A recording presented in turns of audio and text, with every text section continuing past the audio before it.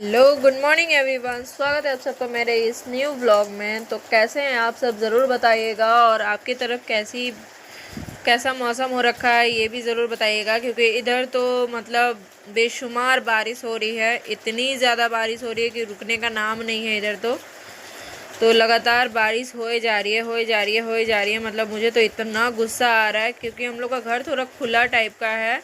आंगन बिल्कुल खुला है और प्लस बहुत पुराना घर है, बहुत पुराना क्वार्टर है कह सकते हैं इसे। इसके वजह से जहाँ तहाँ लीकेज हो रहा है, जहाँ तहाँ से पानी गिर रहा है, टपक रहा है। मतलब मुझे तो समझ नहीं आ रहा है कि करे तो करे क्या। हो रखा है, लेकिन क्या बताएं, बहुत ज़्यादा दिक्कत भी हो रही है। इसके साथ हम लोग को बहुत ज़्यादा दिक्कतों का सामना करना पड़ रहा है।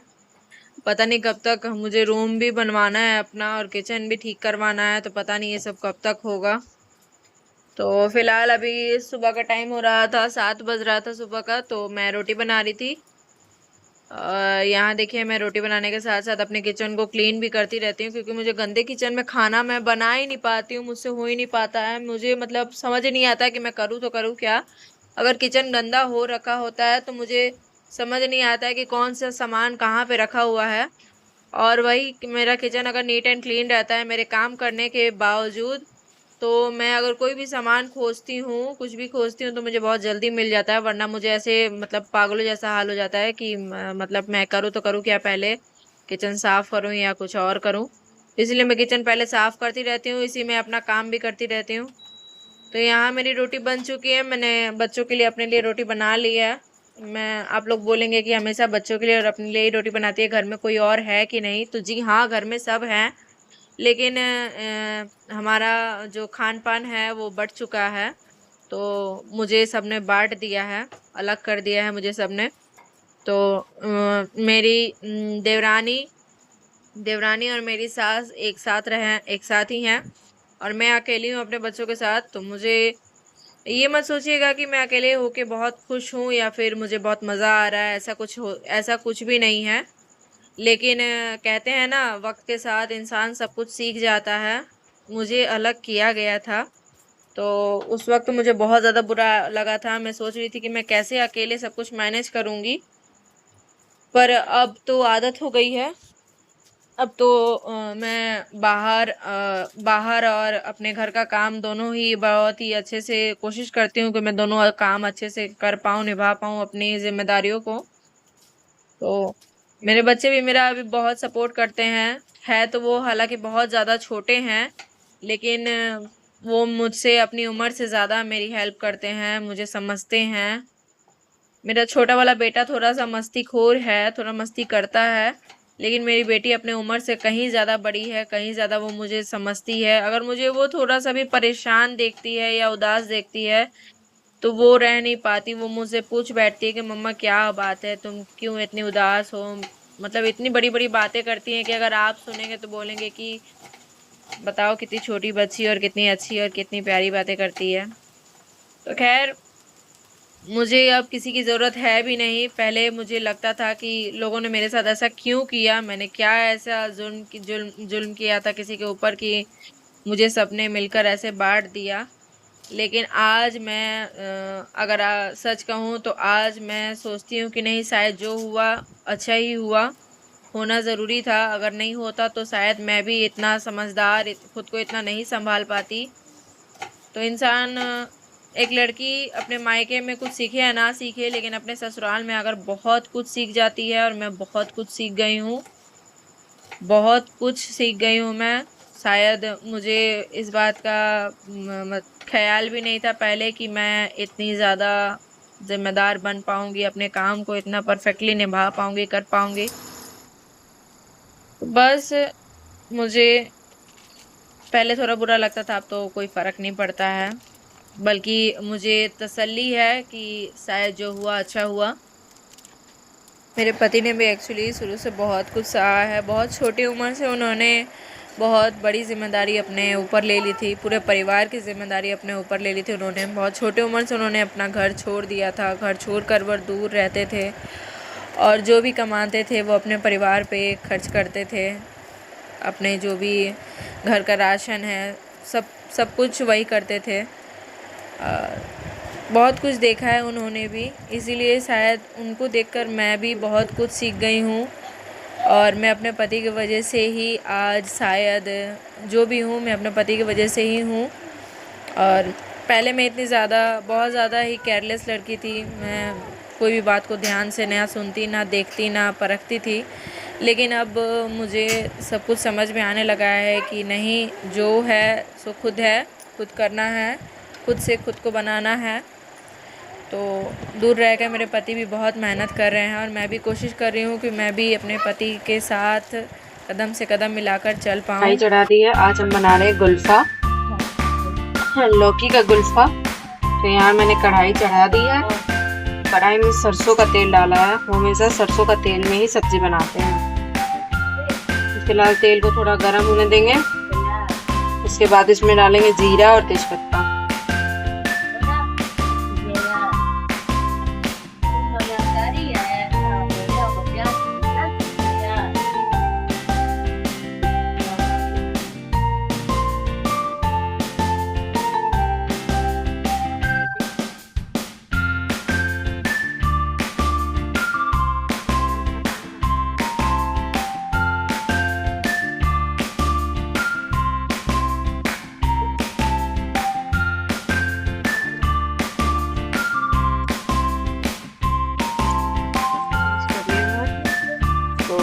इसमें हम डालेंगे लौकी।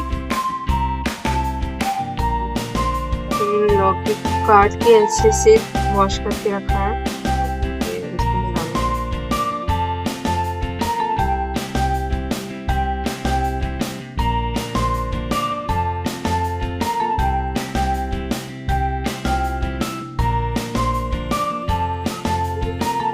डालेंगे स्वाद अनुसार नमक।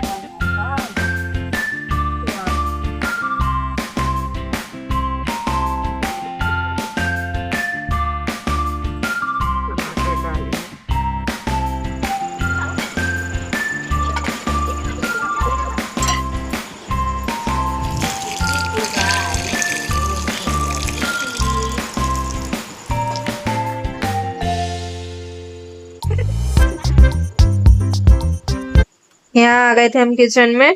तो कल मैंने शाम को साबूदाना बनाया हुआ था बच्चों के लिए, तो थोड़ा सा ज़्यादा बन गया था, तो मैंने फ्रिज में रख दिया था। उन लोगों को खिला दिया था मैंने, उसके बाद फ्रिज में रख दिया था कि सुबह खिला दूंगी। तो वही फ्रिज में से मैं अभी निकाली तो थोड़ा ठंडा था, तो मैंने दूध गर्म करके उसमें मैं दूध मिला रही थी ताकि मैं अपने बच्चों को खिला पाऊँ। तो यहाँ मुझे 10 बार उन लोगों को रटना पड़ता है कि खाना खा लो, खाना खा लो, आओ खाना बन गया है। अब क्या ही बोले।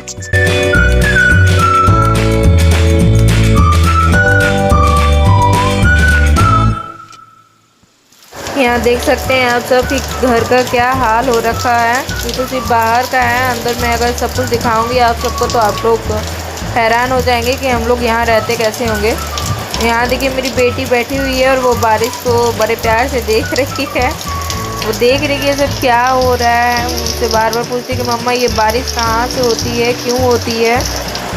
तो बस क्या ही कर सकते हैं, बारिश तो लगातार हो रही है, बस बारिश ही बारिश है भाई। इधर तो मौसम थोड़ा सा ठंडा हो गया है, थोड़ी तो राहत है गर्मी से, लेकिन अब ये वाली दिक्कत तो उससे भी बड़ी है भाई। वो गर्मी तो शायद मैं सह भी लूँ, लेकिन ये बारिश का मौसम इस तरीके से मुझे बर्दाश्त नहीं होता है बिल्कुल, मतलब अन्नस बढ़ता है बहुत ज़्यादा।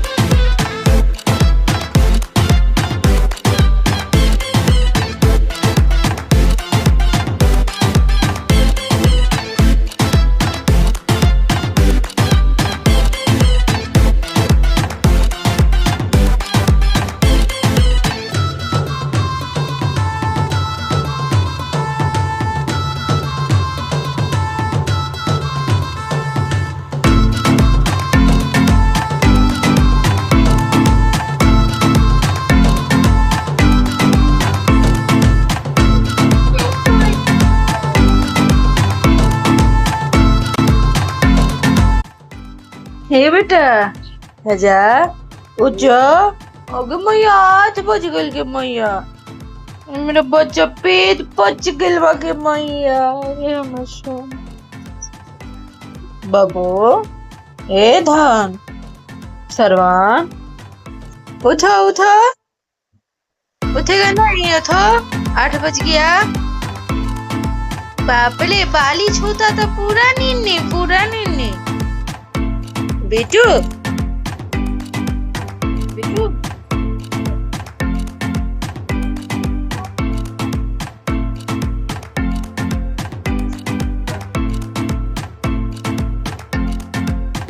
Good morning.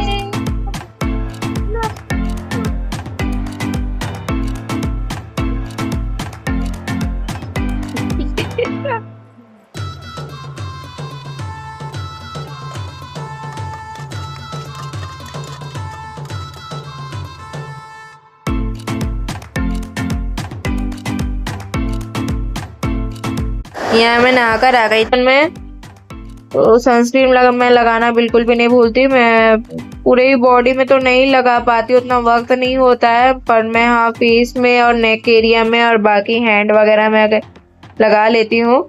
और उसके बाद मैं fair and lovely cream he use करती हूँ। अभी मैं फिर सोच रही हूँ कि मैं अपना क्रीम चेंज करूँ, क्योंकि इस क्रीम से मुझे बहुत जल्दी मतलब वेट होने लग रहा है, मेरा पसीना निकलने लग रहा है चेहरे से, और बहुत ज़्यादा मतलब पैची सा लगने लगा है चेहरा।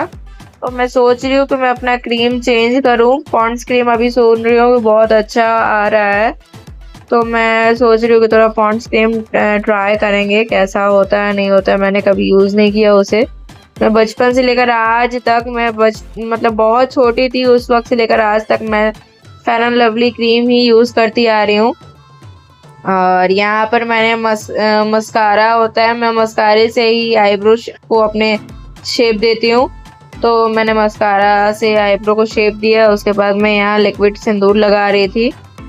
और फिर हम लिपस्टिक तो मतलब मेरे लिए इतनी ज़्यादा इम्पोर्टेंट है कि कुछ हो या ना हो मेकअप में मेरा, लेकिन मैं लिपस्टिक ज़रूर होनी चाहिए। आई लव मिस लिपस्टिक, मतलब मुझे इतनी ज़्यादा पसंद है कि मतलब मैं कभी भी मार्केट जाती हूँ तो किसी चीज़ की शॉपिंग करूँ ना करूँ मेकअप में, लेकिन मैं हमेशा लिपस्टिक होने के बावजूद लिपस्टिक ले आती हूँ, क्योंकि मुझे बहुत ज़्यादा पसंद है। मैं इसे ख़त्म होने नहीं देती।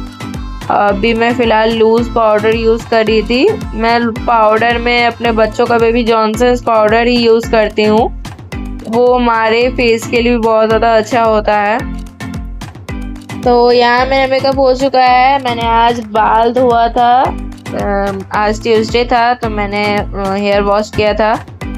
तो मैं बाल धोने जिस दिन बाल धोती हूँ उस दिन अच्छे से, ऐसे मैं नॉर्मली भी बहुत ज़्यादा फिट फाइन रहने की कोशिश करती हूँ। मैं डेली मेकअप में, ये मेरा डेली मेकअप है, लेकिन जिस दिन मैं बाल धोती हूँ उस दिन मैं खुद को थोड़ा सा और अच्छे से प्रिपेयर करती हूँ, क्योंकि मुझे सजना संवरना बहुत ज़्यादा पसंद है। शादी से पहले भी मैं डेली मेकअप यूज़ किया करती थी। मैं डेली मेकअप में क्रीम और लिपस्टिक रखती थी शादी से पहले भी। अब तो शादी हो गई है तो मुझे तो बहुत ज़्यादा मन करता है। और अभी देखिए मैंने सिंदूर भी लगा लिया है। मुझे सिंदूर पूरा मांग भर के लगाना बहुत ज़्यादा पसंद है।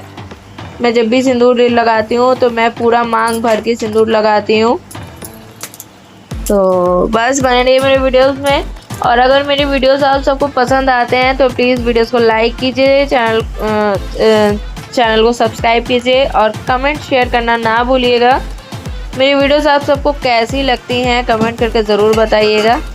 तो it's time for my breakfast. तो अब जल्दी से कुछ खा लेंगे, नाश्ता कर लेंगे अपना, क्योंकि मुझे बहुत तेज़ की भूख लग जाती है नहाने के बाद में।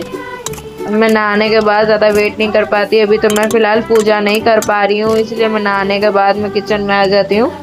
मतलब भगवान जी लोग को हाथ जोड़ के थोड़ा प्रणाम करके मैं फिर आ जाती हूँ किचन में नाश्ते के लिए। तो अभी देखिए शाम हो चुकी है। मैंने नाश्ता वास्ता करके उसके बाद थोड़ी देर बाद मैंने खाना भी खा लिया था। तो खा पी के मैं सो गई थी। अभी शाम का समय हो गया है, 5:30 बज रहे थे, 5 बज रहे थे शायद। तो मैं झाड़ू लगा चुकी हूँ। देखिए अभी भी आंगन गीला है, बारिश रुकने का नाम नहीं ले रही है।